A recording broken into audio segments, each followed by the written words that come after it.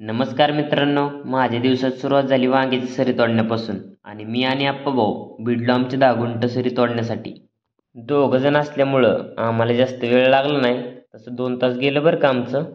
नंतर वांग्याची सरी तोडून झाल्यानंतर म्हणलं आपल्याला जायचं दौंडला. तर मित्रांनो, आपली एक खासियत आहे बरं का, कुठं जायचं म्हणलं की एकटं जायला काही करमत नाही, त्यामुळे जोडीदार सोबत असलाच पाहिजे. तर अण्णा भाऊला आपल्या घेतला सोबत. नंतर मी आणि अण्णा भाऊ आलो थेट गावात. मग गावातून जात असताना ही छोटीशी मोरी लागली. मोरी लागल्यानंतर आम्हाला ही गुवाच वाटते बरं का.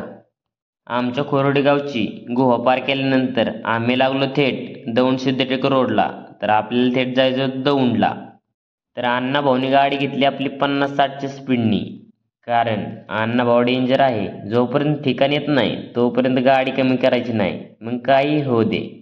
तर फायनली आम्ही शिरूरमध्ये आलो बरं का. तसं तर आमच्या गाडीची दुरुस्ती चालूच होती.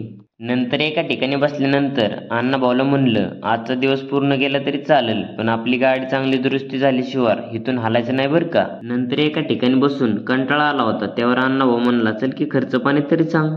चालतंय म्हणलं चल की. नंतर थेट आलो आम्ही पाणीपुरी गाड्यावर. तर पाणीपुरीवाले भैयाला म्हणलं 2 प्लेट गोड पाणीपुरी बनव.